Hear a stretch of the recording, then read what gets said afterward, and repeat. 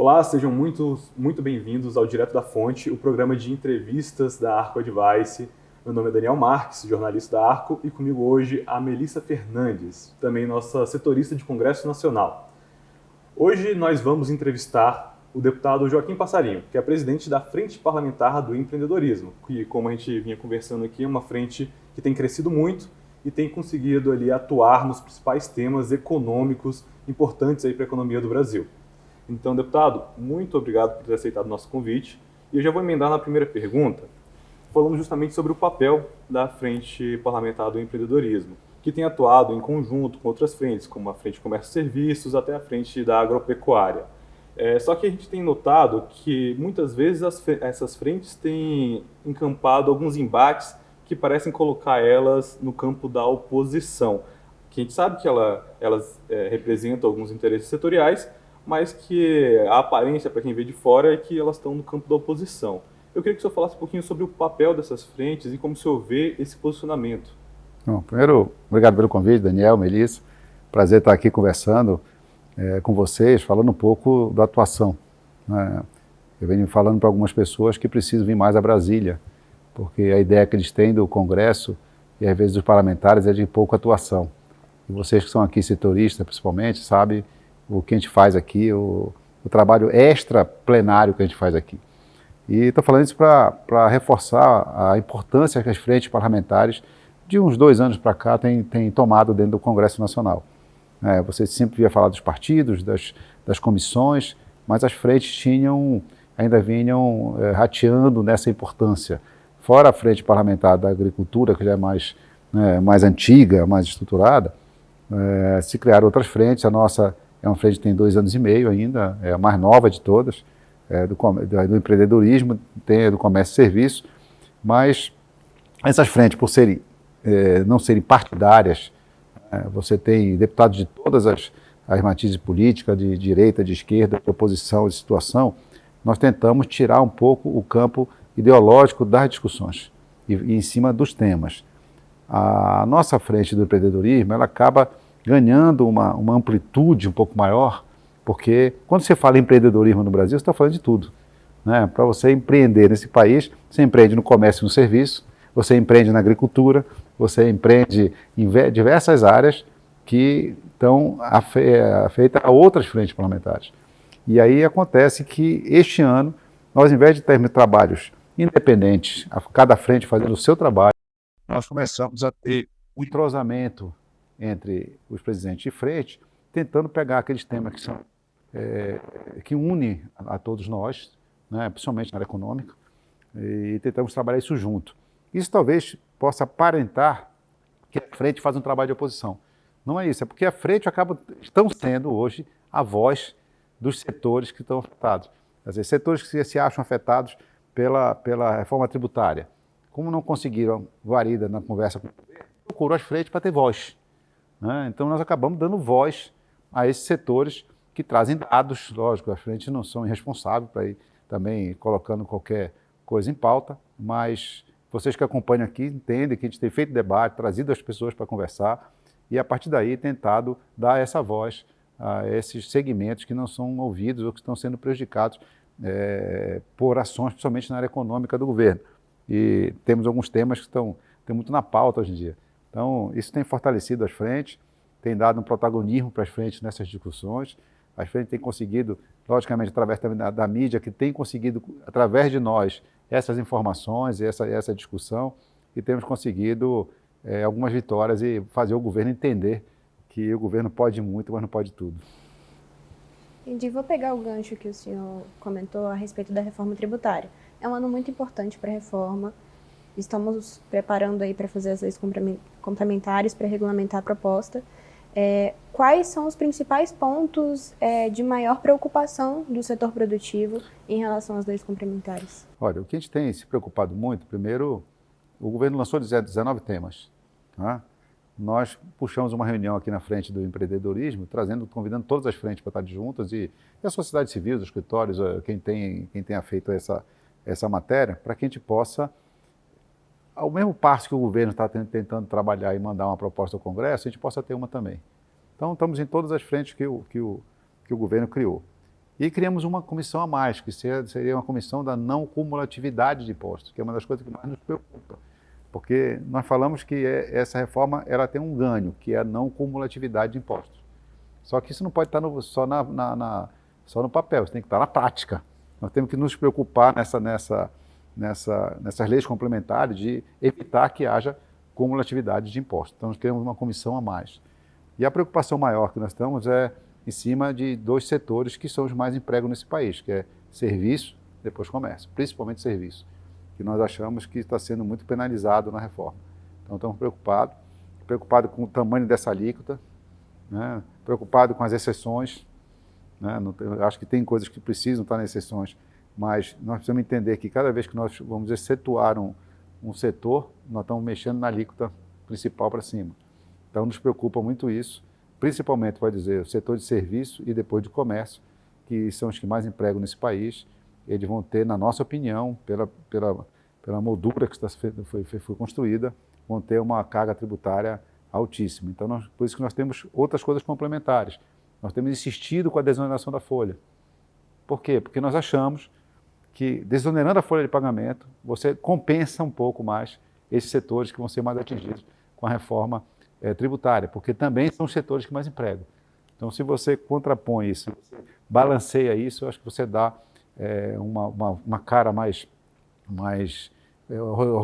ordenada para essa reforma tributária. Uhum. Você falou aí sobre essa questão da alíquota. É um balanço difícil de se fazer também, né? Porque o senhor, como representante de um setor econômico, sabe que a indústria, agropecuárias vão tentar expandir ali as exceções que são relacionadas a eles. Isso, como o senhor disse, vai afetar a alíquota geral. Como que esse trabalho no Congresso Nacional pode ser feito de forma a ter esse equilíbrio? Porque a gente sabe que pressão vai existir, né? Mas assim, quem não quiser levar pressão não venha para Brasília. Né? Você leva a pressão aqui na hora que desce no aeroporto, na hora que embarca de volta. Então, isso já faz parte do nosso dia a dia. Né? Eu acho que o papel que a frente tem feito, pode dizer, é muito diferente de uma comissão técnica que está muito polarizada aqui em Brasília. A frente consegue fazer um debate aberto a escritório de advocacia, aberto a entidades representativas da sociedade, que possam vir trazer seus números. Nós frequentemente temos Fundação Getúlio Vargas, temos diversos institutos de pesquisa que trazem números, professores, acadêmicos, pessoas que estão estudando o tema, que trazem números para nós. Nós não estamos trabalhando em cima de apenas para privilegiar um setor ou outro. Primeiro, nós temos que entender que quanto menor a alíquota, melhor. Né? A minha vida toda eu ouço falar que quando o governo precisa aumentar, arrecadar mais, ele aumenta impostos. Os estaduais quase todos aumentando suas alíquotas de ICMS. E eu nunca vi um governo dizer assim, eu vou baixar a alíquota para tentar arrecadar mais. O único que fez isso foi Paulo Guedes, que em alguns setores baixou a alíquota. Então, eu acho que nós precisamos começar a entender e tirar do simples nacional um pouco de exemplo. As pessoas vão para o simples e muitos até pagam mais no simples, mas não é por nada, não é porque ele é simples. Eles pagam um DARF, está resolvido a minha vida. Tem lugares em que você tem que ter, talvez... Eu já fui no escritório de engenharia que tinha mais advogado e contador do que engenheiro. Que é tanta burocracia, quando você está numa empresa grande, para fazer uma contabilidade, você tem que ter advogado tributarista, nada conta, minha filha é tributarista. Mas assim, advogado tributarista, contador, tanta gente para poder entender o que é pagar o imposto, que devia ser tão simples. Né? Eu gastei alguma coisa, eu comprei alguma coisa, eu pago, o problema é do governo. Essa multifacetação do governo em tantos impostos é um absurdo. Né? Você tem que simplificar o pagador de impostos e não complicar a vida dele. Uhum. E nesse sentido, a FPE montou os grupos de trabalho, conforme o senhor comentou. Eu queria entender o que vai ser feito com o saldo final desses grupos de trabalho. Essas propostas, elas vão ser levadas ao governo, elas serão apresentadas ao Congresso e possivelmente em algum formato de lei complementar alternativa? Como que isso vai ser feito? Nós vamos depender da atuação do governo. Tá? Nós já oficializamos o governo, pedindo que o governo se puder, nos mandar, através da Ministério da Fazenda, o cronograma dos grupos de trabalho do governo. Estamos solicitando se vai haver uma participação da sociedade nessas discussões, ou vai ser apenas um grupo formal de governo. Tá? E vamos acompanhar esse passo a passo. A nossa ideia é que a gente não seja surpreendido com uma legislação para ser votada na última hora. Né? Então, nós não estamos aqui para confrontar o governo, não estamos aqui querendo fazer o papel do governo, nós estamos discutindo com a sociedade previamente e a sociedade vai, nos 19 temas, mostrar o que pensa. Quando o governo mostrar o que vem de lá, nós vamos confrontar. Aquilo que for consenso, ótimo. Aquilo que for dissenso, nós vamos conversar, né, para saber qual é a melhor ideia. Mas a ideia é que a gente não é para a gente apresentar um projeto para discutir, tentar oposição, situação, brigar no Congresso. Eu acho que ninguém ganha com isso. A ideia é, se o governo cumprir os seus prazos, nós podemos apresentar ao governo, nós podemos apresentar, se o governo se omitir, nós podemos apresentar com um projeto de lei da casa, lei complementar da casa, ou até mesmo apresentar o relator na casa. Essas propostas não necessariamente terão que virar um projeto. Elas podem entrar como sugestões para o próprio relator, já debatido com antecedência com a sociedade. Eu sempre disse isso, a reforma tributária levou 30 anos discutindo no Congresso, mas eu só vi o texto para ser votado meia hora antes. Deputado, mudando um pouco de assunto, agora no início do ano, quando veio essa medida provisória da desoneração, ressurgiu um assunto que é sobre a taxação das remessas internacionais até $50, né? E aí a gente tem vários lados nessa disputa. Tem quem defenda o fim da isenção, que hoje existe para quem faz parte do programa Remessa Conforme, tem quem queira manter a isenção e tem quem defenda ali um meio termo, um novo sistema de tributação desses produtos. E o senhor tem atuado, tem estado muito presente nessa discussão, teve reuniões com o governo. Eu queria entender como o senhor está vendo esse ambiente, se o governo tem dado devolutivas e se o senhor acha também que vai ser um trabalho do Congresso Nacional regular esse assunto, criar uma lei que crie um novo formato, ou se o governo realmente parece que vai tomar a frente. Primeiro vamos entender o que é essa regulamentação que existe através de portaria, não tem lei, dessa remessa que começou com $100 e passou para $50. Era uma portaria do Ministério da Fazenda hoje, entre Economia ou Fazenda, em que se pensou lá atrás em ajudar as pessoas que precisam comprar alguma coisa no exterior. Começou-se falando sobre livros, professores, pessoas universitários, estudiosos que precisavam comprar livros até de outras línguas, que pagando 60% de imposto ficaria muito caro. Então se pensou nisso. Mas também alguém que tem um parente lá fora, quer mandar um presente, coisas simples, tanto que a importação nesse sistema, ele obrigatoriamente é feita por CPF. Né? Tanto que é um presente, é uma compra individual. Só que de lá para cá, o comércio eletrônico cresceu de uma maneira que ninguém imaginava. E com a pandemia, então, explodiu. Né? Então, os dados que nós temos, dados pelo próprio Ministério da Fazenda, é que hoje nós já chegamos numa casa de R$1 bilhão por mês. 1 bi por mês de importação de produtos sem pagar imposto. Aí você vai dizer para mim, mas isso não é bom para a população? Depende da hora que você vê. Para quem está trabalhando com isso é bom. Para quem está produzindo no Brasil é ruim. Né? Porque se eu estou trazendo, principalmente os dois setores aqui estão muito impactados com isso, que é o setor têxtil e o setor calçadista. Ninguém está querendo comprar mais tênis ou sapato aqui, está vindo tudo da China, né? Por menos de $50, e às vezes até subfaturado, para não pagar o imposto acima dos $50. E vamos lá, uma pessoa que precise comprar realmente sem imposto, R$250 é um valor expressivo para comprar um sapato, comprar uma blusa. Mas eu não posso aceitar que um CPF compre 500 blusas, porque não é para ele não é um presente, ele está comprando aquilo para revender. E aí você tem uma deslealdade na concorrência. Então o que nós queremos é isonomia. Já que o governo não pode isentar o comércio brasileiro e o produtor brasileiro que produz algo até $50, que a gente ponha em igualdade de condições. Se você quiser comprar um produto chinês ou americano, seja o que quiser, você não vai comprar apenas pelo preço, porque ele não paga imposto. Você vai comprar porque o produto é melhor, ou porque o produto dele é especial, ou é diferenciado, mas não porque ele paga menos imposto.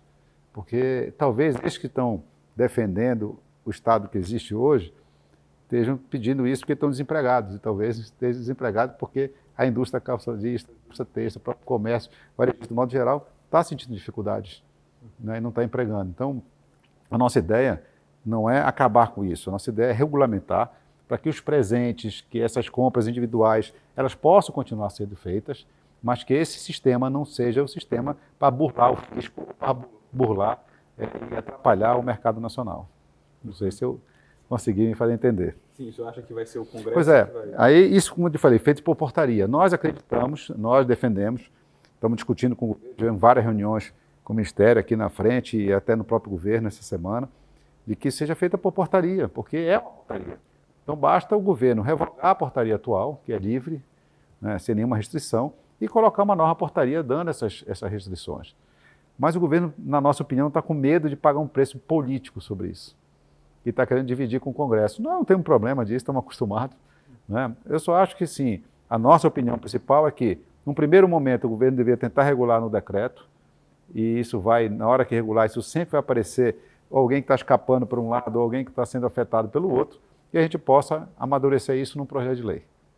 Tá? Mas é uma ideia, mas não depende de nós, depende do governo. Nós apenas estamos discutindo, e muitas das pessoas às vezes não entendem por que nós estamos lá no governo discutindo isso.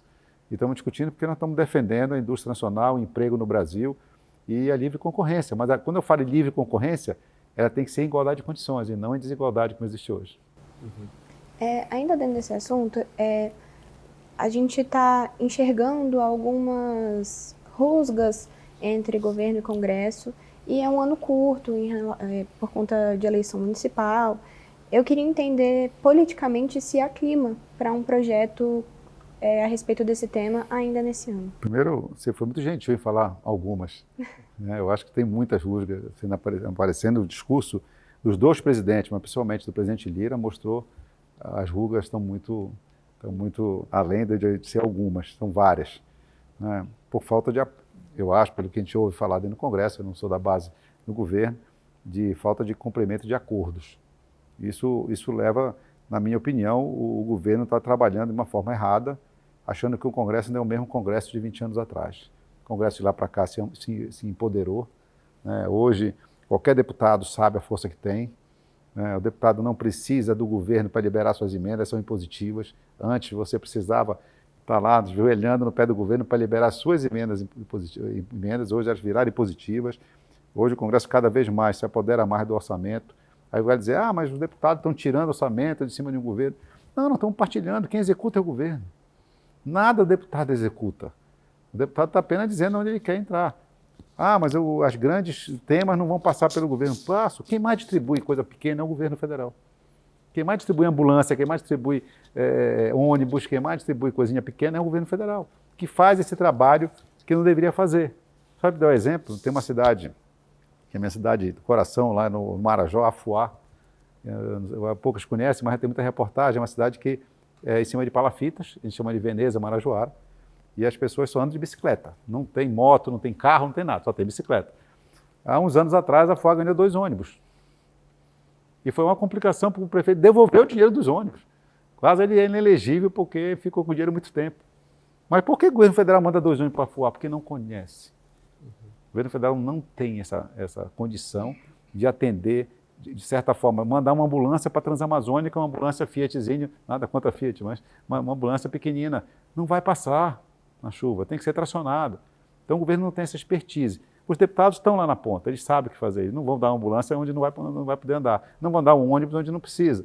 Então, essa fala do governo de que os deputados estão entrando em cima de uma atuação do governo é mentira. O deputado não tem um recurso na mão, a aplicação é do governo, cabe o governo negociar conosco. Então, o Congresso vai ter muitos embates, como você falou, um ano eleitoral, isso acirra ainda mais, mas eu acho que está muito mais acirrada por falta de palavra do governo. Né? E, por exemplo, desoneração da folha, marco temporal. A base do governo e os líderes do governo encaminharam a favor da derrubada do veto. Né? E aí o governo é contra. Então, alguma coisa está errada. Ou o governo está mentindo, né? Ou não está conversando com os seus líderes dentro do Congresso. Se não é para o líder do Congresso falar em nome do governo, para que ter líder? Não posso para o líder do governo dizer uma coisa no Congresso e o governo fazer outra. Eu acho que é isso que está faltando para o governo se afinar. Mas isso vai afetar, você acha, o andamento de um projeto sobre essa questão do e-commerce? Não, eu acho que especificamente do e-commerce não, porque aí eu vou dizer, não está no meio dessa relação. Acho que isso está afetando todos. Afeta os governos estaduais, afeta as prefeituras, afeta tudo. Quando você não paga imposto, todo mundo perde. Né? Então, acho que, pode dizer, não é nada contra comprar, acho que todo mundo na família tem. Na minha casa eu tenho, você deve ter, vocês devem ter comprando na casa de vocês. Só que também, vamos pensar agora, se você comprar um remédio abaixo de $50, ele não passou na Anvisa, será que é um bom remédio? Não estamos falando dos Estados Unidos, só da China, estamos falando em qualquer lugar do Brasil, do mundo. Se eu comprar um brinquedo, ou uma roupa, ou qualquer coisa, aqui passa pelo Inmetro. Né? O brinquedo tem todas aquelas normas, não pode ter brinquedo, pecinha pequena, seu filho pode engolir. Quando vem essas importações, por acaso passa pelo Inmetro? Não. Então imagina, você tem um comerciante no Brasil, ou um empresário no Brasil, um pagador de imposto no Brasil, um empreendedor no Brasil, que é esse que a gente defende, que passa pelo Inmetro, que passa pela Anvisa, que passa por todos os setores de qualidade, que paga seu imposto, e na hora que ele vai botar na prateleira da loja, chega um produto chinês ou de outro lugar, que não passou por nada disso, que não pagou imposto, que é mais barato, quase metade do preço dele. Eu estou condenando esse empreendedor à morte. Deputado, um outro tema que é do interesse do comércio é a portaria do Ministério do Trabalho relacionado ao trabalho nos feriados, né? Que teve aquele vai e vem, de que voltou a precisar de decisão sindical, o governo teve que recuar porque o Congresso se posicionou fortemente falando que ia derrubar a portaria, e agora está nesse impasse. E o senhor também tem participado dessa conversa, dessa discussão. O que o senhor vê como saída? O que está definido, por enquanto, como acordo? Olha, eu acho que não tem acordo, na nossa opinião. Eu acho que deveria não fazer nada, deixar como está na legislação que existe. Nós temos uma legislação clara de que domingos está liberado para trabalhar. Nós temos uma dúbia de interpretação das legislações que existem sobre feriados. Há uma lei específica que fala de feriados em convenção coletiva. E lá, quando nós temos lei de liberdade econômica e temos a reforma tributária que nós fizemos, trabalhista, aliás, que nós fizemos lá no governo Temer, fala que a negociação individual se sobrepõe às coletivas, nesse caso de abertura de comércio. Porque o que nós entendemos é que que as convenções coletivas, elas servem para outros tipos de finalidade, ou seja, a relação específica de trabalho entre o empregado e o empregador. Quanto se vai trabalhar no domingo, se vai trabalhar no sábado, quanto vai receber a mais, qual é o adicional, quantas horas, se vai diminuir horas, se não vai ter almoço, se não vai ter, se vai ter uniforme, se não vai ter. Isso é para feito as convenções coletivas de trabalho. E não para dizer se pode abrir de um dia ou outro. Porque aí fica, quem ganha com isso não é o trabalhador, é só o sindicato. Então, o que nós vemos nisso é uma tentativa do governo de dar fôlego para os sindicatos que os apoiaram. Então, não é feito para melhorar a vida de nenhum trabalhador. Não estou com medo de convenção coletiva, mas eu acho que não foi isso que ela foi feita. Se você abrir o domingo, se você abrir no feriado, o trabalhador, por convenção, não vai ganhar nada mais. Ele vai... já tem uma legislação de quanto ele vai ganhar de adicional, quanto tempo ele pode trabalhar, ele sabe que não pode trabalhar todo domingo ao mesmo tempo. Então, isso já está convencionado, não precisamos disso. Mas, independente disso, no primeira portaria, nós elaboramos na frente do empreendedorismo um projeto que eu encaminhei para botar na lei bem clara esse assunto. Então, nós vamos caminhar nas duas partes, trabalhando com o governo, para ele entender que essa portaria só vem prejudicar o comércio, ou seja, geração de emprego e arrecadação, vai na contramão de tudo aquilo que o governo precisa nesse momento. Mas se o governo não entender isso, nós vamos pedindo prioridade à votação desse projeto para que a gente possa, por lei, definir de uma vez por todas, que já está, na nossa opinião, legislado lá. A respeito desse projeto, as frentes parlamentares apresentaram um pedido para que haja uma sensibilidade e seja votado um requerimento de urgência na Câmara para esse projeto. Como que está essa conversa? Nós apresentamos na casa com quase 20 frentes já assinaram, no início eram 5, 6, aí as adesões vão acontecendo. Primeiro para pedir a devolução da MP, né, da 1202. Da reoneração da folha de pagamento. Por quê? Porque nós entendemos que a medida provisória não foi feita para confrontar o legislativo com o executivo. A medida provisória foi criada para que, num vácuo legislativo, numa mudança de posição do governo, o governo não possa perder o tempo que precisa, a anualidade, algumas coisas assim, e ele faz a medida provisória que tem validade imediata. Tá? Mas no vácuo legislativo. Não é o caso. A desoneração da folha, o PERSE, tudo isso que o governo colocou lá, ele foi legislado pela Casa no ano passado, debatido pela Casa, votado, por exemplo, na votação por 430 deputados, a unanimidade dos senadores. O governo vetou. o veto foi derrubado. Né? E 2 dias depois, o governo publica uma medida provisória que contradiz, que contrapõe o legislado. Então, quem legisla nesse país é o Congresso Nacional, não é o Poder Executivo. Então, acho que é uma usurpação de poder. A nossa opinião é que o presidente Rodrigo devolva essa medida provisória. Lógico que não está muito. Talvez estivesse no Lira, tivesse devolvido nesse atual momento. Mas o senador Pacheco é mais contido nessas posições dele. Eu acho que o que eu entendi na conversa com ele, na conversa com o governo, é que estão chegando a um acordo de retirada dessa MP e colocar o que o governo pretende em termos de projeto de lei. Que aí não há problema nenhum. Projeto de lei, nós chamamos a sociedade, o Congresso debruça, discute, e se precisarmos alterar a legislação, vamos alterar. O governo quer diminuir, nós queremos aumentar. Nós achamos que nós temos que abrir mais ainda isso. Não tem porquê, num país que precisa gerar tanto emprego, pagar imposto em cima de uma vaga de trabalho que eu consigo. Então, nós estamos ao contrário disso. Nós queremos isso passar para você que é dona de casa, por exemplo. Porque onerar um pagamento de uma secretária. Né? Você que é um pequeno produtor, um microempresário, e contrata uma pessoa lá no nosso Pará, um batedor de açaí que precisa ser contratado por uma pequena empresa familiar, o salário dele é pouco, mas, além disso, você vai pagar 20% em cima do salário dele de imposto para o governo. Então, nós não achamos isso lógico e nós queremos sentar com o governo para discutir esse problema que acaba na Previdência e como nós podemos, como a sociedade acha que deve resolver isso. Nós achamos que nós queremos achar outra fonte e desonerar a folha de pagamento. Pelo que a Haddad falou ontem, realmente o acordo é retirar a reoneração e enviar por projeto de lei. Mas fica essa questão. A gente sabe que é uma questão... Ainda tem o PES. Ainda tem o PES, que é outra questão. Né? Que é um setor que foi muito afetado, e por ter ficado totalmente parado, né? Muitos empresários tiraram financiamentos através do Pronamp, das linhas de crédito que foram acontecendo. É um setor que, pelos dados que nós temos, aí já está voltando, mas ainda está muito aquém do que ele era antes da pandemia, né? E muito endividado. Então, a gente acha que o PES deveria continuar por mais um tempo. Eu acho que o governo está patinando mais uma vez, não conversando com a sua base, porque vamos lembrar que o projeto do PES não é da oposição, tá? É da base do governo. Minha questão é se, colocando esses temas em projeto de lei, se o senhor acredita que tem margem para discussão, para achar um novo modelo. Sim. Eu acho que é muito mais fácil você discutir um novo modelo dentro do Congresso do que dentro do governo. O governo tem uma visão muito direta, muito posicionada do lado dele. E o Congresso não. O Congresso, eu disse no início para vocês que eu acho que o presidente Lula, ou o governo como um todo, ainda está entendendo o Congresso como era antigamente. Hoje o Congresso está empoderado e o presidente tem conseguido vitórias de votações no Congresso, porém não de uma base sólida. O governo tem negociado ponto a ponto. Isso está sendo muito caro para o governo. Talvez por isso mesmo a cobrança do presidente Lira de acordos não cumpridos. Eu não sei até quando o governo vai aguentar pagar esse preço. Frente a esses embates que estão acontecendo aí, os recados que o presidente Lira e o Rodrigo Pacheco deram no discurso da cerimônia de abertura do ano legislativo,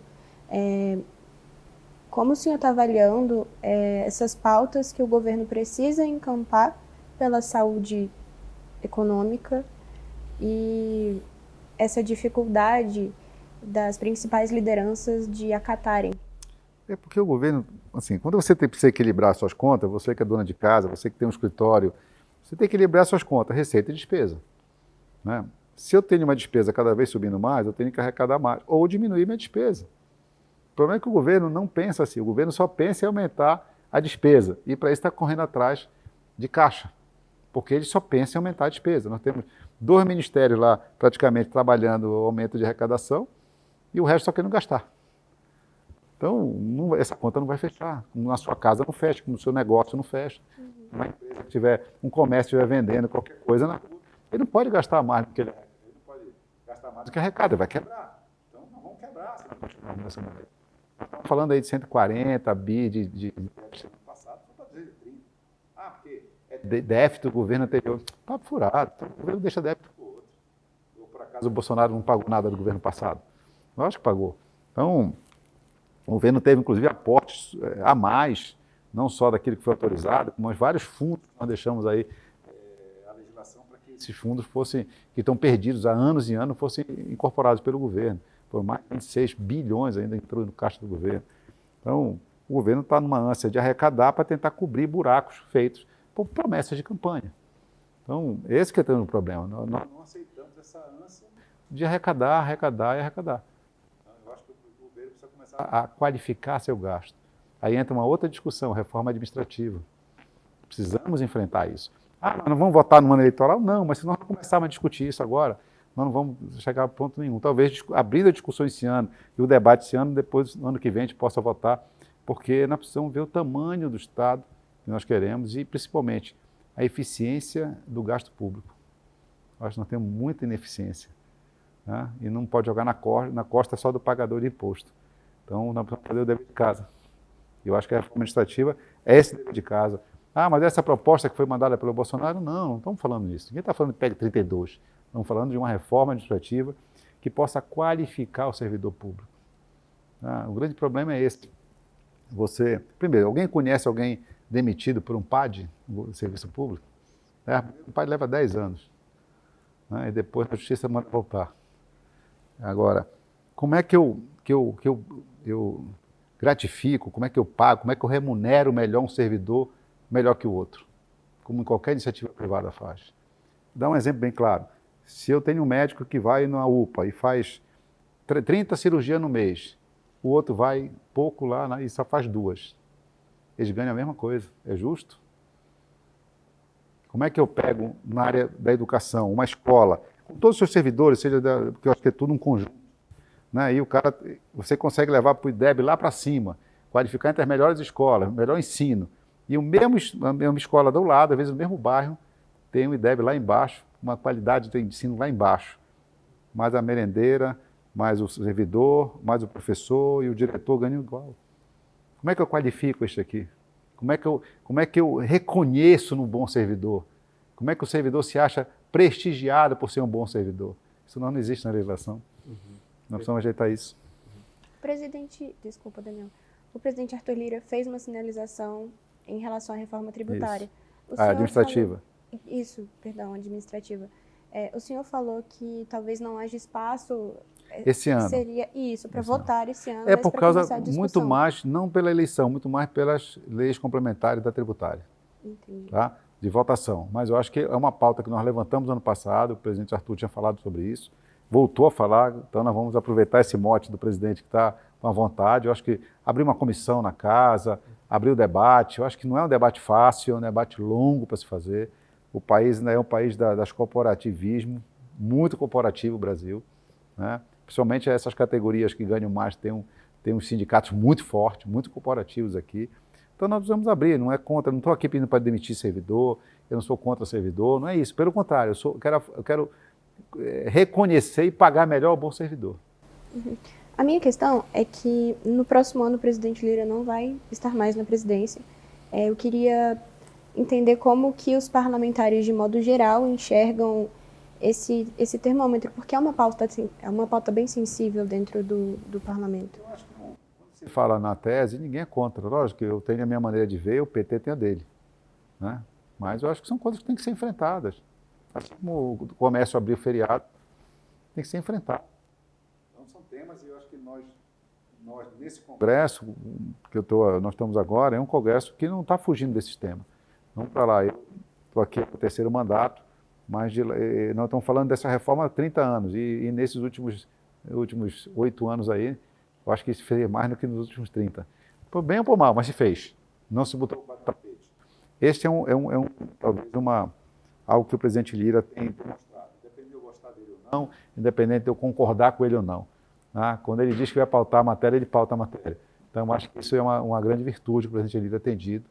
Quando ele fecha um acordo com a comunidade, com a sociedade, com os parlamentares, com os partidos, ele coloca e ele cumpre.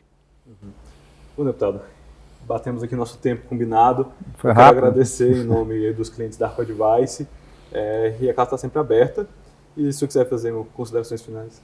Não, eu queria agradecer a vocês pelo convite, por estar aqui, fazer um papo desse foi tão bom que passou rápido, né? E dizer que são temas que nos prendem muito aqui em Brasília.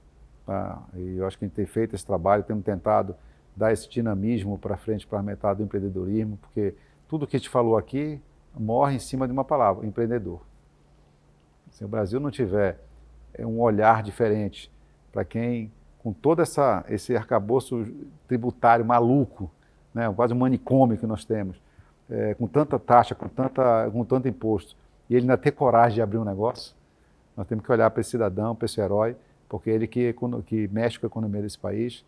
Abrir uma grande empresa, às vezes, em multinacional é fácil, mas eu quero ver o pequeno ali que está na rua, pegando a fiscalização todo dia, né, e lutando, pegando recursos caros ainda por cima de bancos, ele se mantém, e esse que gera a nossa economia e gera a maioria dos nossos empregos. Para isso nós estamos trabalhando aqui, a gente espera poder entregar um Brasil melhor daqui a uns anos.